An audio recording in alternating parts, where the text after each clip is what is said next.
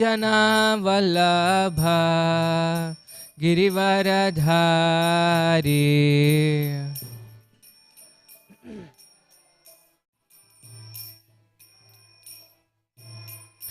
जय गोपीजन वल्लभ गिरिवरधारी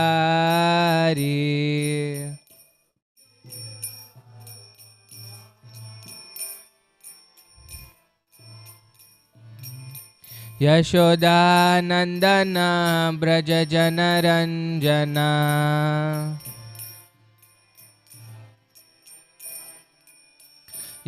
यशोदानंदन ब्रज जनरंजना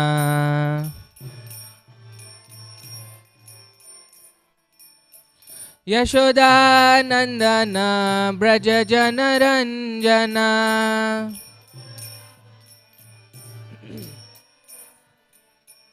यमुना तीरा वनचारी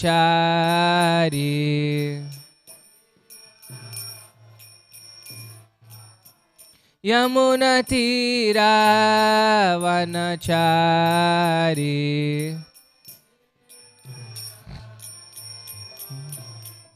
जय राधा माधव कुंज बिहारी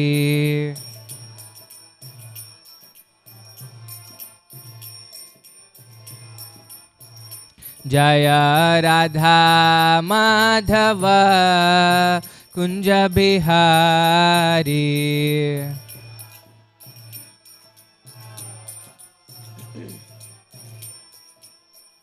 जय गोपी जना वल्लभ गिरिवरधारी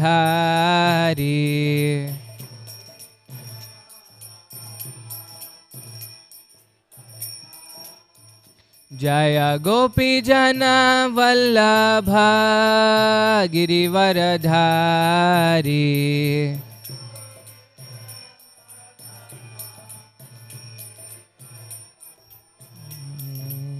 यशोदानंदन ब्रज जनरंजना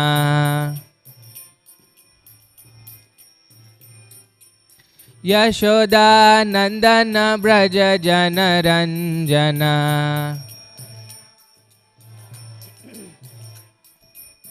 यशोदानंदन ब्रज जनरंजना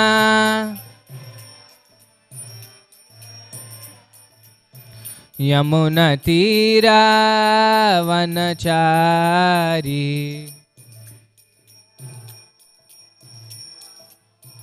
यमुना तीरा वनचारी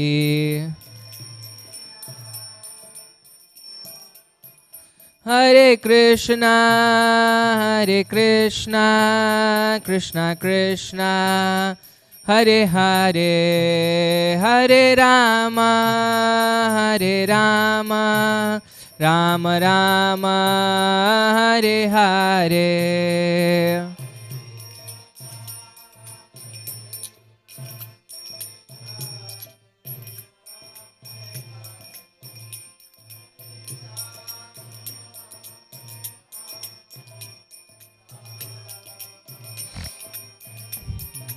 हरे कृष्णा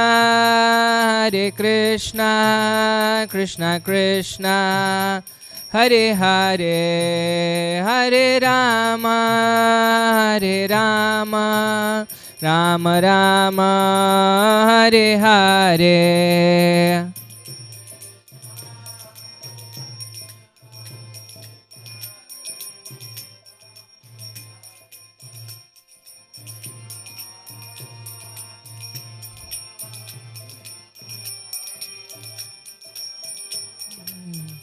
जय प्रभुपदा जय प्रभुपदा जय प्रभुपदा जय Prabhupada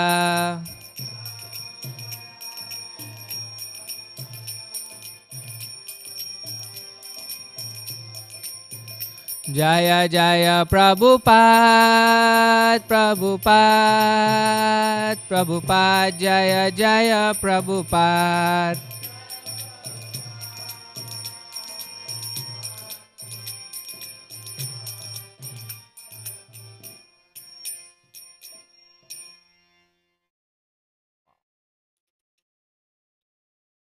Jai Om Vishnupada Paramahamsa Parivrajakacarya Shrotra Sat Shri Srimad His Divine Grace A.C. Bhaktivedanta Swami Shla Prabhupada Ki Jai Grantaraj Srimad Bhagavatam Ki Jai Samaveta Bhakta Vrinda Ki Jai Nitai Gaur Premanande Hari Hari Bo. All glories to the assembled devotees.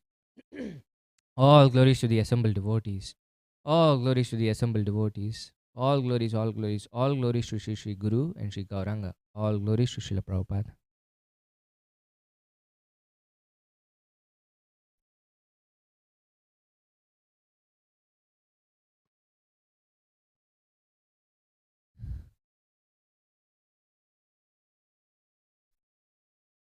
Saturday is speaker's choice.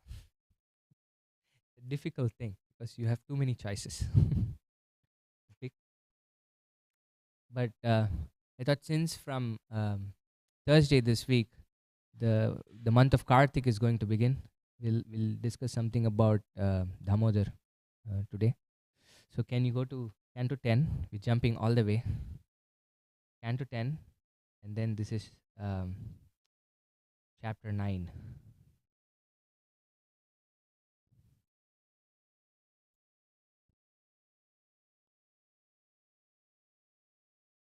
Then let's just do text 1 and 2.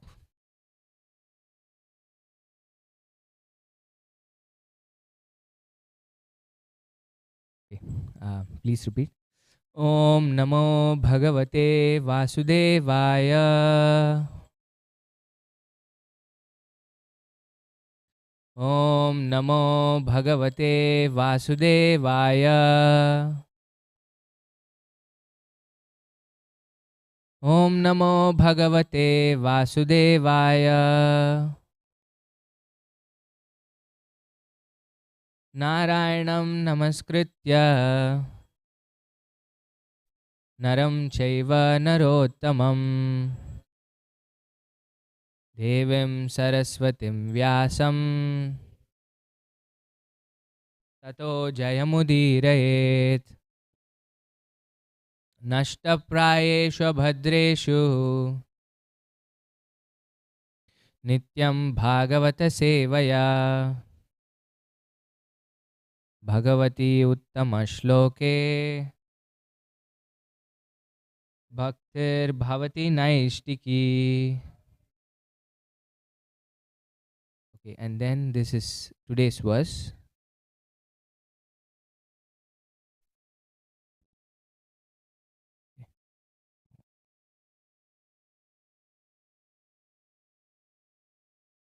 Shri Shuka Uvacha Ekada Grihadashishu Yashodhananda Gehini Karmantara Niyuktasu Nirmamanta Swayam Dadi Yani Yani Hagitani Tadbhala Charitani Cha Dadi Nirmantane Kale Smaranti Tanyaghayata. Shri Shuka Uvacha Ekada Grihadashishu Yashodhananda Gehini Karmantara Niyuktasu Nirmamanta Swayam Dadi Yani Yani Hagitani Tadbhala Charitani Cha Dadi Nirmantane Kale Smaranti Tanyaghayata. Somebody please chant.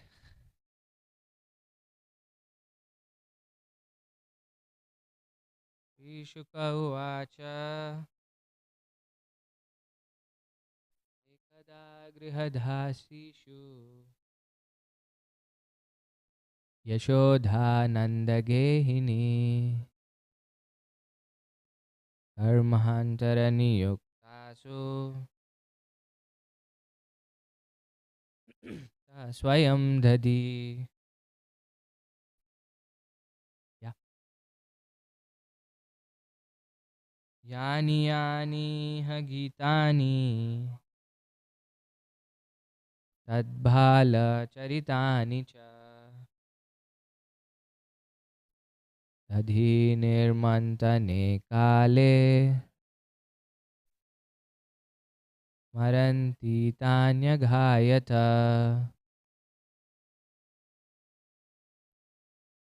श्रीशुक उवाच एकदा गृहदासीषु यशोधानन्दगेहिनी कर्मान्तरनियुक्तासु निर्ममन्ता स्वयं दधि. यानि यानि ह गीतानि तद्भालचरितानि च दधि निर्मान्तने काले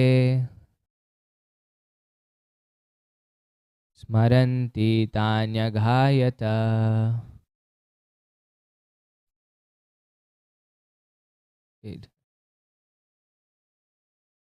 श्रीशुक उवाच एकदा गृहदासीषु यशोधानन्दगेहिनी कर्मान्तरनियुक्तासु निर्ममन्त स्वयं दधि.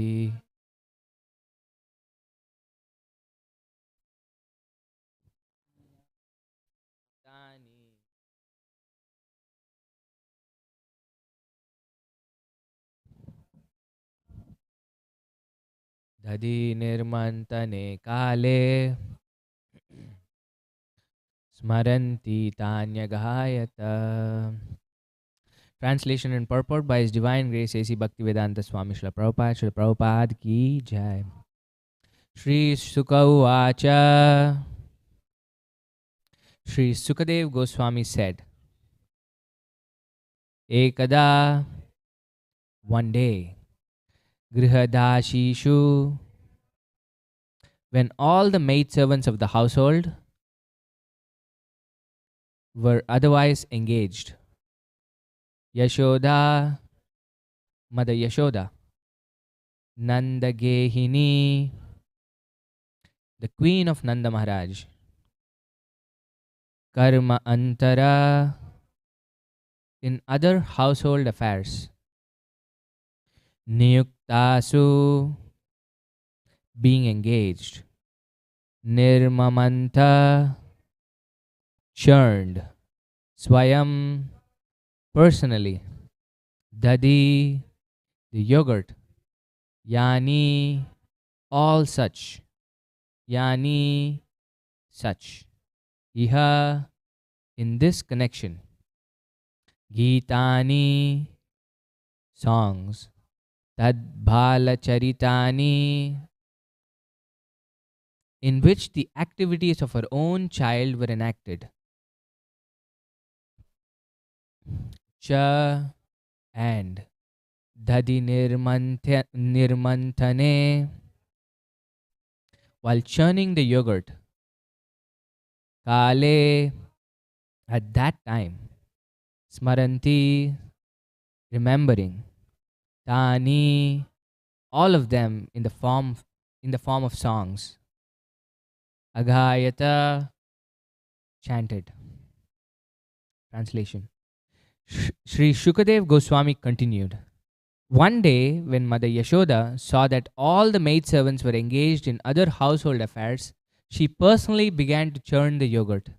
While churning, she remembered the childish activities of Krishna, and in her own way, she composed songs and enjoyed singing to herself about all those activities. Please repeat. Sri Shukadev Goswami continued. One day, when Mother Yashoda saw that all the maidservants were. Oh, okay, this is too much. When Mother Yashoda saw that all the maidservants were engaged in other household affairs, she personally began to churn the yogurt. While churning, she remembered the childish activities of Krishna, and in her own way, she composed songs and enjoyed singing to herself about all those activities. Purport. Srila Vishwanath Chakravarti Thakur, quoting from the Vaishnava Toshani of Srila Sanatan Goswami, says that the incident of Krishna's breaking the pot of yogurt and being bound by Mother Yashoda, took place on the Deepavali day or Deepamalika. Even today in India, this festival is generally celebrated very gorgeously in the month of Kartika by fireworks and lights, especially in Bombay. It is to be understood that among all the cows of Nanda Maharaj, several of Mother Yashoda's cows ate only grasses so flavorful that the grasses would automatically flavor the milk. Mother Yashoda wanted to collect the milk from these cows, make it into yogurt, and churn it into butter personally, since she thought that this child Krishna was going to the houses of neighborhood Gopas and Gopis to steal butter because he did not like the milk and yogurt ordinarily prepared. While churning the butter, Mother Yashoda was singing about the childhood activities of Krishna. It was formerly a custom that if one wanted to remember something constantly, he would transform it into poetry or have this done by a professional poet. It appears that Mother Yashoda did not want to forget Krishna's activities at any time. Therefore, she poeticized all of Krishna's childhood activities, such as the killing of Putana, Aghasura, Shakatasura, and Trinavarta. And while churning the butter, she sang about these activities in poetical form. This should be practiced of persons eager to remain Krishna conscious 24 hours a day. This incident shows how Krishna conscious Mother Yashoda was. To stay in Krishna consciousness, we should follow such persons. Om Ajnanatimirandasya Jnananjana Shalakaya Chakshurunmilitam Yena Tasmai Shri Gurave Namaha. Shri Chaitanya Manobhishtam Sthapitam Yena Bhutale Swayam Rupa Kada Mahyam Dadati Swapadantikam. Vandeham Shri Guru Shri Utapadakamalam Shri Gurun Vaishnavamsha. Shri Rupam Sagrajatam Sahagana Raghunathanvitam Tam Sajivam Sadvaitam Savadutam Parijana Sahitam Krishna Chaitanya Devam Shri Radha Krishna Padan Sahagana Lalita Shri Vishakan Vitamsha. He Krishna Karuna Sindho Dinabandho Jagatpate Gopesha Gopika Kanta Radha Kanta Namostute. Tapta Kanchana Gaurangi Radhe Vrindavaneshwari Vrishabhanu Sute Devi Pranamami Hari Priye. Vancha kalpatarubhyascha kripa sindubhya eva cha patitanam pavanebhyo vaishnavebhyo namo namaha. Jaya Shri Krishna Chaitanya Prabhu Nityananda Shri Advaita Gadadhara Srivasadi Gaura Bhakta Vrinda. Hare Krishna Krishna Krishna Hare Hare, Hare Rama Rama Rama Hare Hare. Namo Vishnupadaya Krishna Preshtaya Bhutale Srimate Bhaktivedanta Swaminiti Namine. Namaste Saraswate Deve Gauravani Pracharine Nirvisesha Shunyavadi Pashyatya Deshatarine. Yeah. This is a really wonderful verse and with incredible purport by Srila Prabhupada, isn't it? So Shukadeva Goswami starts this story or this narration of this pastime with one day. One day. So this is a continuation actually from the previous chapter. This is chapter 9 where Krishna is bound, breaks the pot, and in the next chapter he gets bound. Do you know what the previous chapter is? Chapter 8 of the 10th canto is? Hmm? No. Krishna is grown up. He's not so small, right? By this point, when he was, the card demon was there, Krishna was a very little baby. And now Krishna is able to walk and run, isn't it? By the time Yashoda is able to bind him. So this is this pastime of Krishna eating dirt. Hmm? And this chapter is so um, important because this chapter 8 has what you call the Paribhasha Sutra of the entire 10th canto. So the entire Srimad Bhagavatam has a Paribhasha Sutra. Does anybody know what Paribhasha Sutra is? Paribhasha Sutra is the verse with which you can harmonize all apparent contradictions. It's that one verse that illuminates the entire text. And the Paribhasha Sutra of Srimad Bhagavatam is what, the famous verse.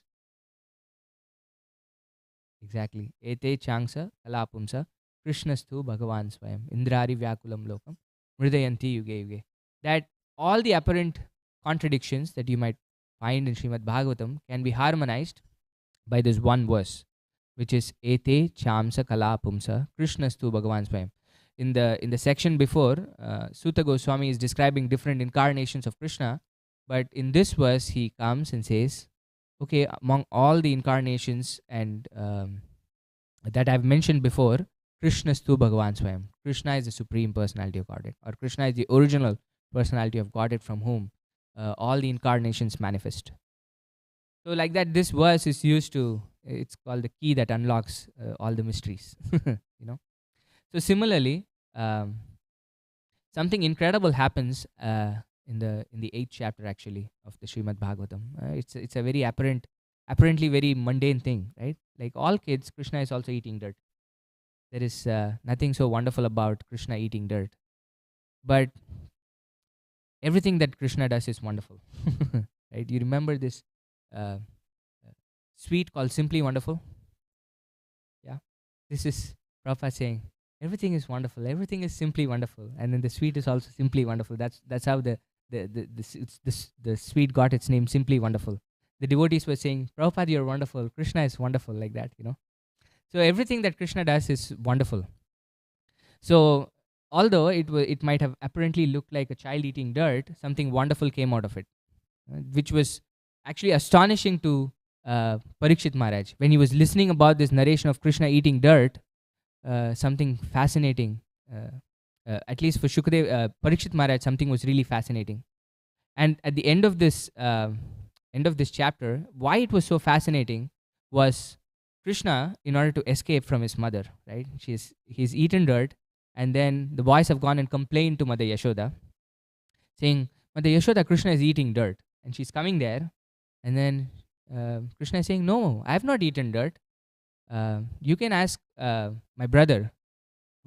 But then the problem was, Balramji was also going and complaining to Mother Yashoda that Krishna had eaten dirt. So there was no escape for Krishna. So usually he falls upon Balram to get him out of circumstances. But now Balram was also not on his side. So what he had to do was to confuse Mother Yashoda before getting a good beating. Right? So he opens his mouth and shows the entire universal form to Mother Yashoda in his mouth. This is not the first time he has done it. This is actually the second time Krishna shows. When Krishna was very, very, very young and he was starting to teeth, Mother Yashoda would open his mouth once and then just see one tooth coming out, right? At that time, Krishna shows the universal form to Mother Yashoda.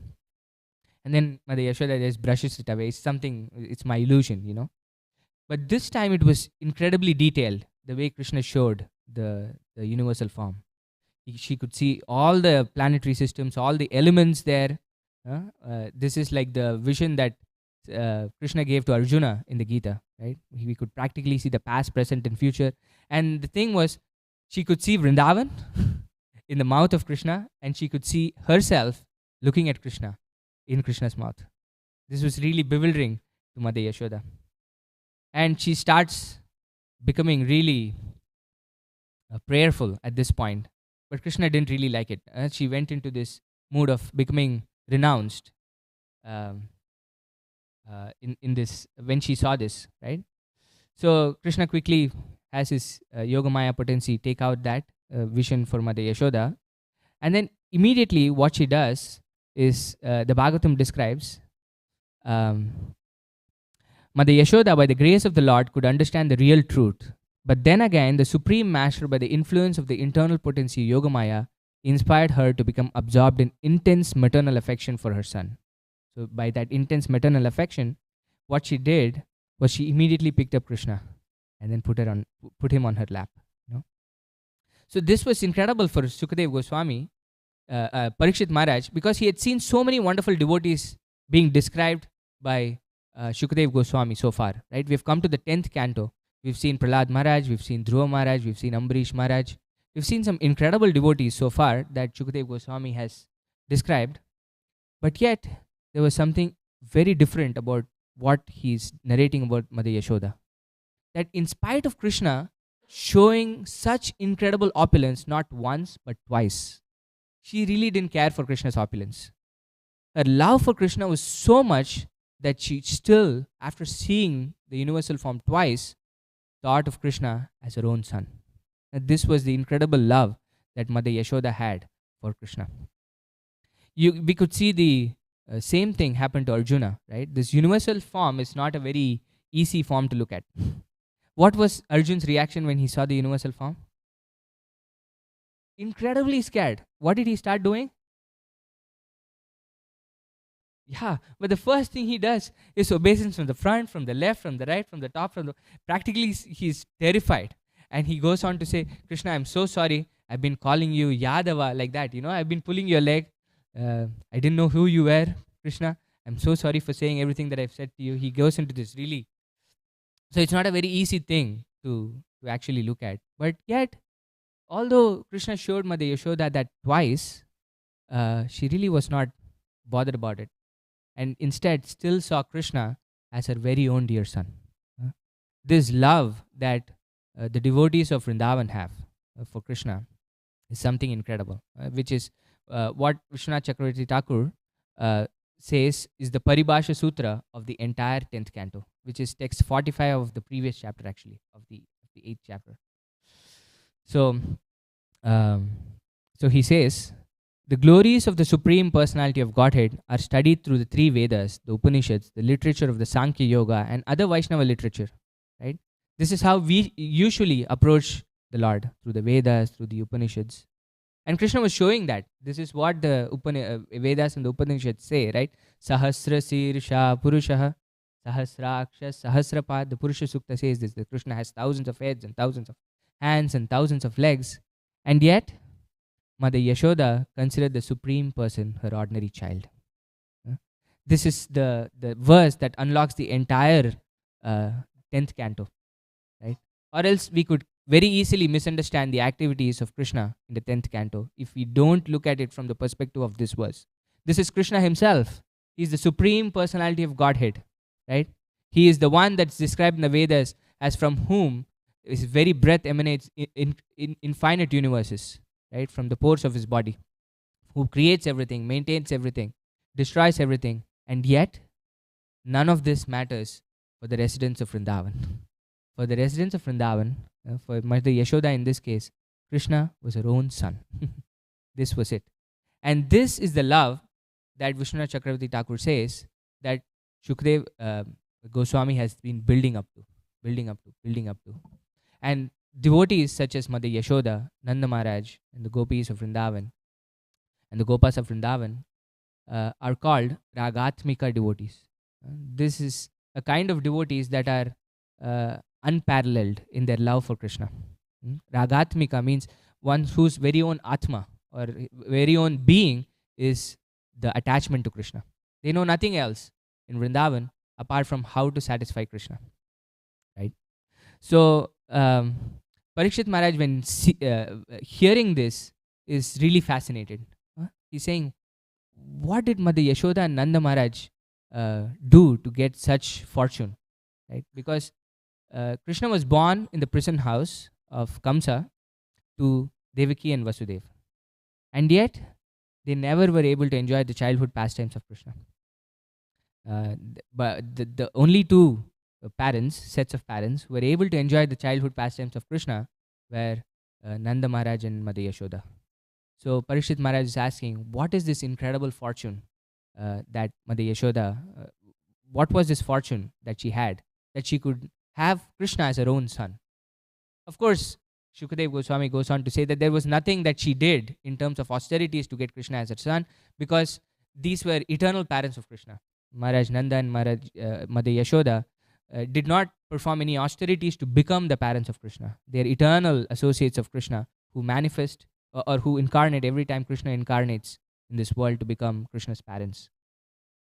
So in order to talk about the fortune that Mother Yashoda had, apart from just this incredible love that she had for Krishna, Shukadev Goswami goes on to narrate the pastimes of Damodar. This is an incredible pastime, because at the end of this pastime, Krishna is bound to a motor. Actually, this is unfathomable for somebody who actually is looking at Krishna from the perspective of the Vedas and the Upanishads. Because Krishna is, the Bhagavatam starts by describing Krishna as Swarat. Janmadyasya yatonvayaditaratas charteshvabhignya Swarat. Swarat means Krishna is completely independent. He doesn't have to listen to anybody or anything. He can do whatever he pleases. This is God himself, right? And yet, this God, from whom all the universes emanate, everything emanates actually, is bound to a motor and is crying in front of his mother. This is mercy that's unimaginable to anybody, right? So, even more than any other quality, Krishna has so many wonderful qualities, right? Among which mercy is considered one of the topmost qualities. The Acharyas say even better than mercy is this quality of Krishna being Bhakta Vatsala. That this quality of Krishna where he does anything to satisfy his devotee. This is the topmost of all qualities of Krishna. And this is what Mother Yashoda wanted. Like when we read this verse today, we can see this wonderful description of how Mother Yashoda is churning butter, right?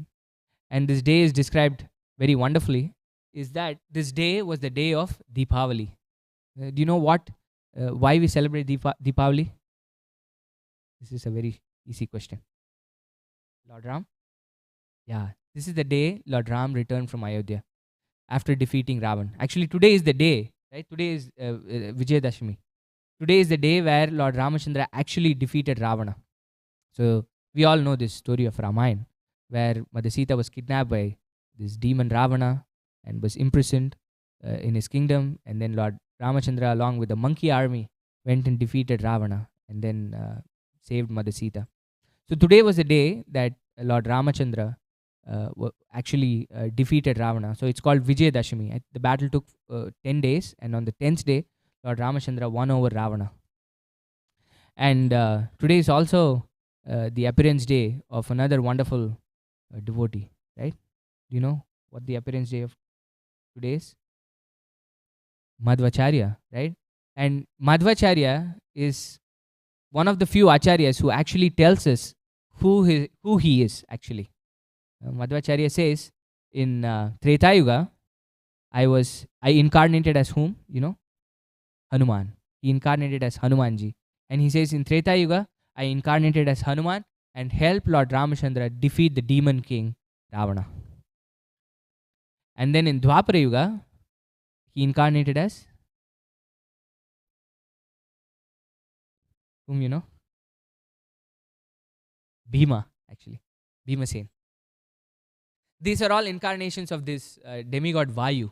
Vayu, you know? Manifestations of Vayu. So Vayu in Treta Yuga incarnated as Hanuman, Vayu Putra. Hanuman is called the son of Vayu, right? And in Dwapara Yuga, he incarnated as Bhima, one of the 5 Pandava brothers, and said, I incarnated as Bhima and helped defeat the Kauravas. It was very powerful. One of the people that Duryodhana and the Kauravas feared the most was Bhima.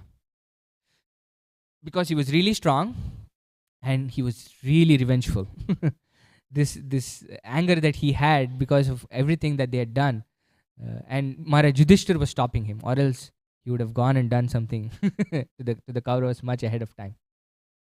And then he says in Kali Yuga, I'm born as Madhvacharya to defeat the Mayavadis. He says, this was Madhvacharya. And our entire tradition or the lineage of the Gaudiya Sampradaya begins from Lord Brahma. And then one of the most prominent acharyas in our tradition is Madhvacharya. So our tradition is called the Brahma Madhva Gaudiya Sampradaya. And of course, from Madhvacharya, we have many acharyas, goes to Madhavendra Puri, Ishwar Puri, and Lord Chaitanya Mahaprabhu. So today is actually a wonderful day. But on that day, when Mother Yashoda was churning butter, it was actually Deepavali. So Lord Ramachandra had defeated Ravan and was coming back to Ayodhya. And all the residents of Ayodhya were in incredible separation from Lord Ramachandra and were waiting for him to come back to Ayodhya so that they could reunite with their Lord of their lives. And what they were doing to welcome Lord Ramachandra was having these avali, or the lines of lamp, to indicate to Lord Ramachandra where Ayodhya was, because he was coming from so far, and he was coming from this Pushpa Vimana, this airplane made of flowers. This was what Ravan had, and then he was coming in that airplane to Ayodhya. So to welcome Lord Ramachandra and indicate where Ayodhya was, all the residents of Ayodhya were decorating the entire city with rows of lamps. And we celebrate that every year as a very big festival. And Prabhupada says this is incredibly celebrated in India all over, especially Bombay. And the Vrajavasis were also celebrating it. And the acharyas say Mother Yashoda was personally trying to churn the butter, right? Actually, Nanda Maharaj had an incredible number of cows. You know how many cows he had? Huh? Yeah, 900,000 cows. That's how many cows Nanda Maharaj had. And in order to milk the cows, and they were cowherdsmen, right? Their entire business was herding the cows, making milk and butter and yogurt and selling it. 900,000 cows. You need a lot of people to milk the cows, churn butter. And they had, this kingdom of Nanda Maharaj had a lot of cowherd men and women.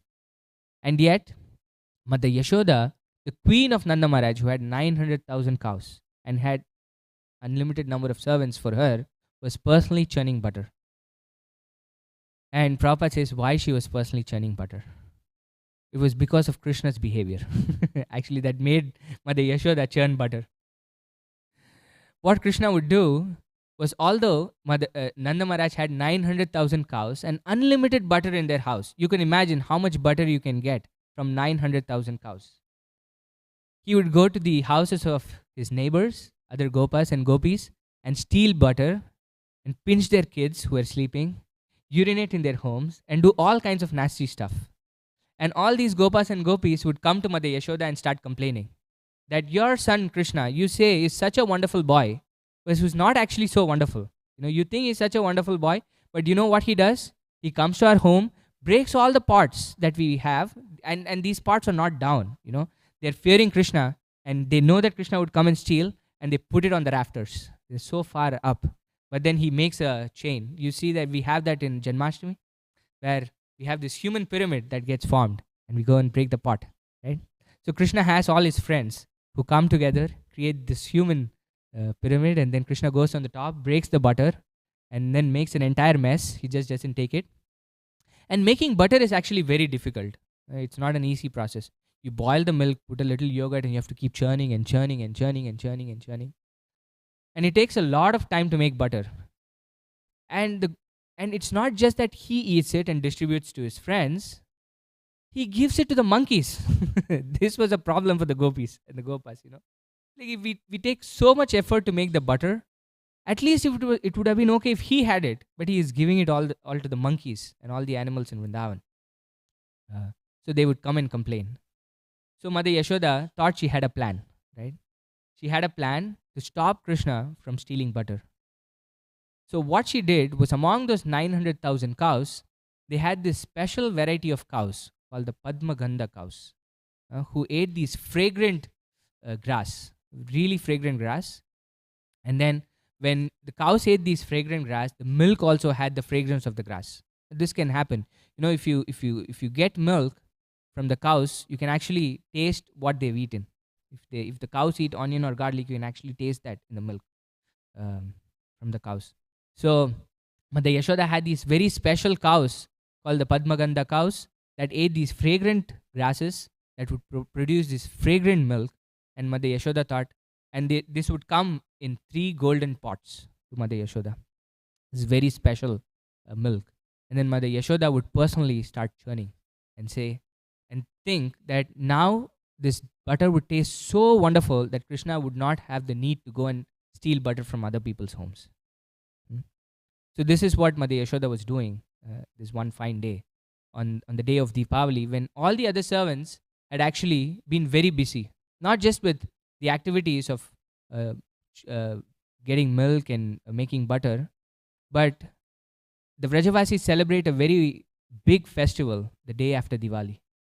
Know what festival that is? What is the big festival that we celebrate the day after Diwali? Yeah, Govardhan Puja. But at that time, the practice of Govardhan Puja had not started yet. What were the Vrajavasis celebrating? Indra Puja. This is the puja, that worship that the devotees in Vrindavan, the residents of Vrindavan, had been doing for generations together. This is where they would go and thank Indra for giving them rain, because their entire sustenance was dependent on rain, right? If the rain was there, the grass would grow nicely. If the grass was nice, the cows were satisfied by eating the nice grass. If they ate nice grass, they would give good quantities of milk and so on. So they were very thankful that Lord Indra was bestowing them with wonderful rain every year, and would, as a matter of gratitude, worship Indra every year for this Indra Puja. And therefore, everybody else had gone to prepare it for the Indra Puja also. The Vishwanath Chakravarti Thakur says that there was practically very few people in the house of Nanda Maharaj at this time. When Mother Yashoda was churning, she had a few servants, but she was personally churning. And Prabhupada says what she was doing, elaborates a little bit. But the verse says this also, right? What was Mother Yashoda doing when she was churning butter? Singing. Singing what? Krishna's pastimes, right? So Krishna by this time was a very small child. He was not, he was probably like 2-3 years old at this time. And Krishna had, even in those 2-3 years, done some wonderful pastimes. Now, what all did he do in the first 3 days of Krishna being born? Kill Putana. And then about 3 months old, what did Krishna do? Kill Shakatashura, the cart demon, right? And then a little later, he killed another demon called Trinavarta. This is this, what would you call? Whirlwind, right? This, it's another word for it. What do you call? Tornado, right? Tornado. It comes up like that. So he had killed Trinavarta like this. So Mother Yashoda was remembering all of this. And then while churning the butter, she was not just doing the activity, but also thinking of Krishna's pastimes. And not just thinking of Krishna's pastimes, she had made poems of Krishna's pastimes, of how Krishna killed Putana, of how Krishna had killed the cart demon, Shakatasura, of how Krishna had killed Trinavarta, the whirlwind demon, and singing about it in poems. And Prabhupada writes, for us to remember something, it's very easy if we make it in song form. Right? We've all remembered this. All these songs that we remember from the past. Very difficult to forget because it's in the song form and we've sung it for such a long time that it's always in the back of our mind. Right? So this is a wonderful way for us to remember Krishna in that we can make it into a song. And thankfully for us, Srimad Bhagavatam itself is poetry. It's just song. So it's in a nice meter, and when we sing, it's really nice to sing. And through that, we can memorize and sing these wonderful songs. But Mother Yashoda was singing these wonderful songs. And Prabhupada says, this should be the practice of persons eager to remain Krishna conscious 24 hours a day. That in order for us to remember, for us to be Krishna conscious 24 hours a day, we should be conscious of Krishna. And for us to be conscious of Krishna, we can remember Krishna. And the easiest way to remember Krishna is to make Krishna's pastimes into songs and sing those songs wonderfully. And we have these wonderful songs of the acharyas also that helps us with it, isn't it? We start the daily morning class with Jai Radha Madhava, which takes us completely to Vrindavan of these wonderful activities that Krishna does. Kunja Bihari, where Krishna is in the groves of Vrindavan, he lifts the Govardhan and then he gives so much happiness to the residents of Vrindavan. He's walking on the banks of Yamuna. So like that, the acharyas have composed songs for us, even if we are not expert enough to compose these wonderful songs describing Krishna. So Mother Yashoda composed these wonderful songs. And you can see what the activity of a pure devotee is, right? The activity of a pure devotee is that they use the mind, body, and words in the service of Krishna. She was thinking about Krishna, she was singing about Krishna, and she was actually working. The body was also being used in Krishna's service. Hrid, Vag, Vapu. This Lord Brahma says, right? Hrid, Vag, Vapur, Vidadan, Namaste. For somebody who uses their mind, body, and words completely in the service of Krishna, Jivetayo Mukti Pada Sadaya Bhak. That the kingdom of God is for theirs to inherit. And Nectar of Devotion also has this, I forget the first verse of this. Nicholas Svapyavastasu Jivan Muktasya Uchate. It ends. I forget the. Basically, no, not that. No, that is Yukta Vairagya, na? So this is Nicholas Svapyavasta. So for, I don't know. Karmana Manasa Gira.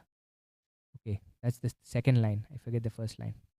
Anyway, Karmana Manasa Gira. Like work by your activities, Manasa in our thoughts, and Gira by our words. Nikhila Swapyavastasu. When we are constantly engaged like this with our mind, body, and words in the service of Krishna, Nikhila Swapyavastasu, we become purified. And we become so much purified that Jivan Muktasya Uchate. That such devotees who are pure devotees of the Lord are considered liberated in this self-same body. They don't have to leave this body to become liberated.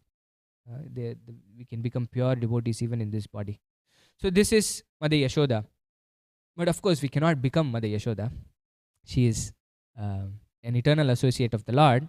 But we can take inspiration from Mother Yashoda on how she was completely engaged in the service of Krishna with her mind, body, and words.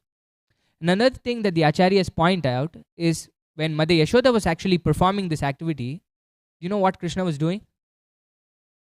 He was sleeping, right? We say? Yeah. And he was away in another room, and Mother Yashoda was waiting for Krishna to wake up. Because this was all the Vrajavasis were thinking of, right? Even if I don't know if you've seen this picture of this wonderful painting where Krishna is there, Mother Yashoda is actually getting Krishna dressed. And there is this young Gopa putting an anklet in Krishna's lotus feet. And then this is the room of Mother in Nanda Maharaj's house. And all these Gopas are there outside this door waiting for Krishna to come out so that they can all go and play. You've seen this picture? This is actually a really wonderful picture. So all the Vrajavasis are just in this mood of separation from Krishna. That the Gopas are waiting for Krishna because they're there with Krishna all day. But then in the evening, Krishna comes to the house of Mother Nanda Maharaj and Yashoda. And they're waiting in the morning for Krishna to get dressed so that he can come out and play with them. So similarly, Mother Yashoda is also, although Krishna is there with Mother Yashoda, he's still sleeping. She feels this separation from Krishna. And the way she tries to pacify herself from the separation from Krishna is by remembering Krishna. Also. So this remembrance of Krishna, actually first, this is an incredible thing that happens when we remember Krishna, right? Initially, we don't think about Krishna at all. We're not in this deep mood of separation like the Vrajavasis are from Krishna. Or in fact, the entire theme of Srimad Bhagavatam is this bhava of viraha, this separation from the Lord. Even when we are hearing the story of Lord Ramachandra in Srimad Bhagavatam, Shukadeva Goswami actually tells Parikshit Maharaj, you know the plot. I'm not going to go over the story for you. But the verses that he picks are the verses where you can actually see the devotees being separated from Krishna. Like how the residents of Ayodhya are in separation from Lord Ramachandra. of how Lord Ramachandra himself is in separation from Mother Sita, right? So this is the entire theme of the Srimad Bhagavatam, and it's exemplified in the 10th canto of Srimad Bhagavatam, where the Vrajavasis are, even within a day, they're constantly in separation. The gopis in separation from Krishna in the morning because they don't get his association because he's with the gopas, his cowherd friends in the morning. So like that, Mother Yashoda, but Mother Yashoda had incredible fortune, more than Nanda Maharaj, Shukadev Goswami says, because, and he demonstrates that by this Damodar Leela, to say how only she was present throughout this pastime. Even Maharaj Nanda was not present throughout this pastime. Or nobody else was there. And Mother Yashoda had so much association with Krishna among all the devotees of Vrindavan that she was constantly there. Krishna would come running to her lap and sit on her lap like that, even when he grew up. So even in those short times when Mother Yashoda was not present with Krishna, she was in incredible pangs of separation. She knew Krishna was in the next room, right? And yet she was feeling the separation from Krishna. And she was trying to pacify herself by remembering Krishna. So I was saying, initially we don't have these feelings of separation, right? We don't even remember Krishna. We've completely forgotten Krishna. But then we're trying to hear about Krishna's pastimes and then trying to remember Krishna's pastimes. And when we keep doing this again and again and again and again, we now start developing a relationship with Krishna. And at some point, this development of this relationship matures, where we are at this point where we feel real separation from Krishna. That Krishna, I know who I am with you, but yet I am not with you. Right? We know our relationship with Krishna, but we really feel the separation from Krishna, that we're not with Krishna. But then again, the same thing that actually took us to the platform of separation gives us happiness. When we are in separation from Krishna, just the mere remembrances of Krishna actually pacifies our separation from Krishna, which is what Mother Yashoda was doing here. She was really in separation from Krishna, and yet to pacify herself, she was composing songs about the wonderful pastimes of Krishna and singing, and became very happy. And then, of course, we see in the next verses that this quality of Bhakta Vatsala of Krishna comes through, where when the devotee really feels separation, Krishna comes. This is not unique actually. You see the same occurrence of how Mother Yashoda is thinking about Krishna killing Putana, Trinavarta, Shakatashura, like that, happen again in the Srimad Bhagavatam. Do you know where it happens? Not necessarily by Mother Yashoda, but the same activity happens in the Srimad Bhagavatam. Again, in the mood of separation. The classic. No, my question is, Mother Yashoda here is remembering Krishna in separation, right? Of how Krishna killed Putana, how Krishna killed Shakatasura. Actually, she remembers more. She actually remembers how Krishna would hold the tail of the calf, and then the calf would run because Krishna was holding, and then Krishna would get himself dirty in all the mud and cow dung, and how Mother Yashoda would bathe him, and all of that. Really deep meditation Mother Yashoda goes into, right? And similarly, there are devotees in Vrindavan also who do this in separation from Krishna. This is incredibly heightened. In Mother Yashoda's case, it's not so dramatic, right? Actually, before the rasa dance, right? When everybody is gathered for the rasa dance, Krishna suddenly disappears. And then the gopis are in incredible separation from Krishna. And then they go mad in separation from Krishna. And in their madness, they're trying to enact all these wonderful pastimes of Krishna, of how Krishna killed Putana. Actually, one gopi becomes the cart, actually. And another gopi becomes Krishna and tries to kick the cart like that. These wonderful descriptions are there as we go further in the 10th canto of Srimad Bhagavatam. But this is a wonderful way. And Prabhupada says, this should be the practice of persons eager to remain Krishna conscious 24 hours a day. This incident shows how Krishna conscious Mother Yashoda was. Mother Yashoda was unparalleled in her love for Krishna. To stay Krishna conscious, we should follow such persons. This is the prescription that Prabhupada is giving us. That for us to remain Krishna conscious, we should actually take association of such people. And in their association, we can actually, just like Prabhupada would give this example of an iron rod becoming fire, right? The iron rod, when kept in fire for such a long time, actually has these qualities of fire in the rod. It becomes fire itself. So when we are in the association of such devotees who are constantly remembering Krishna, constantly serving Krishna, constantly glorifying Krishna, then it catches on to us. Then we start constantly chanting and remembering and serving Krishna. And this is what Prabhupada says is required for us to be Krishna conscious. And the first verse of Damodar Leela, pastime, actually demonstrates this. And many, many things actually. The Acharyas have written so much commentary. And Shivram Maharaj has written a wonderful book actually called Damodar Janani, where he goes into great detail, taking the commentaries of all the Acharyas for every single word of these two chapters that describe the pastime of Damodar. But this is the epitome of how Krishna can actually be bound by the love of his devotees. Right? This is what this demonstrates. This entire next month is a demonstration to this quality of Krishna, where he is ready to become subservient to his own devotee. Where if we become pure devotees of the Lord, this is why one of the qualities that Rupa Goswami says for pure devotional service is it is sudurlabha. It's actually very difficult to obtain. Because Krishna has to be subservient to such a devotee who is actually very pure. But this is a demonstration, the entire Leela is a demonstration of how Krishna is ready to become a servant of his own devotee. Right? So this is what we celebrate and try to offer our love in that capacity to Krishna in the entire next month. So I thought we could kickstart our meditation starting this week, because we have 4 or 5 days before the month of Damodar starts. So you can read the rest of the chapter throughout Karthik for your meditation. So we'll stop here if there are any questions, comments, reflections. Yes, Mishra Bhagwan Prabhu. You said that Madhvacharya was Vayu and that he was also Bhima. Yeah. And that he was also Hanuman. Yeah. So I remember in the Mahabharata, wasn't there a pastime that Hanuman had his tail across the road and Bhima couldn't lift it up? Yeah. So how is he all these, it's like we used to have a show called To Tell the Truth, will the real Vayu please stand up?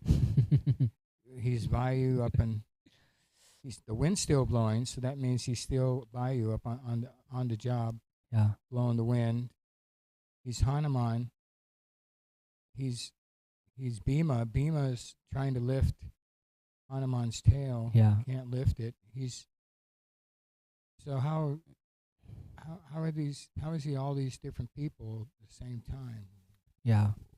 Actually, they're the son of Vayu. Lord, I think I didn't say it properly. So Hanumanji is Vayu Putra, is the son of Vayu.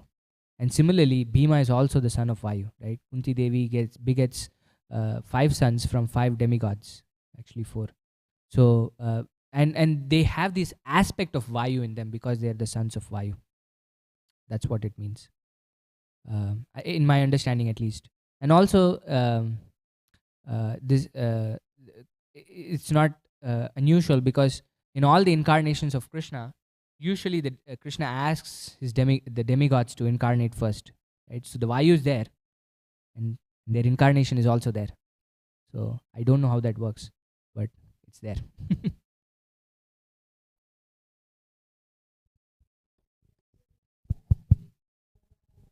Yeah, I think it's an angsha, right? It's a quality that's like how Narada Muni is the angsha of bhakti, right? Incarnation of bhakti. Shakti Avesh, not Angsha, Shakti Avesh. The potency is invested in them. That's how I understand it. Can you use the mic, please?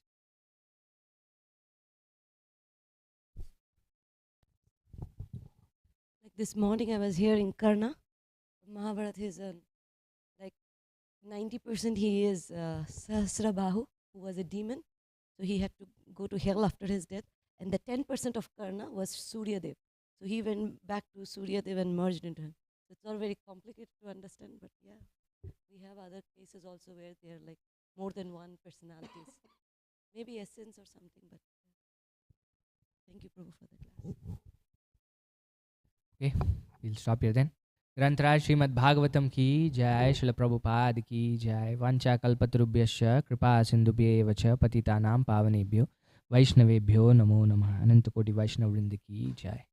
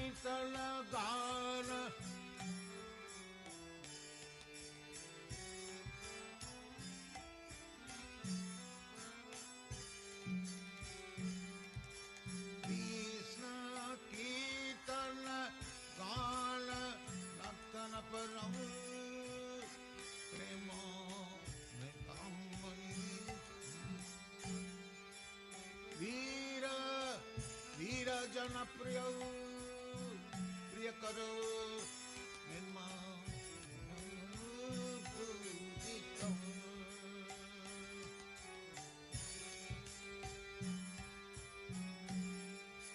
Shri Chaitanya कृपा भरौ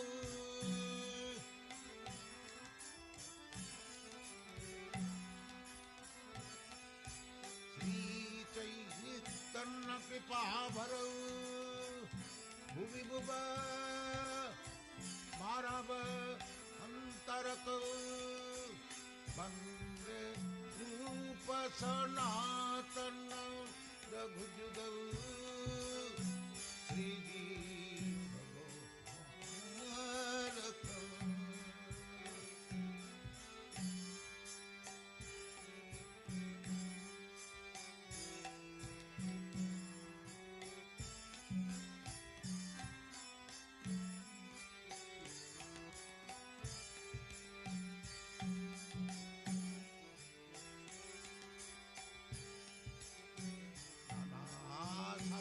चारणै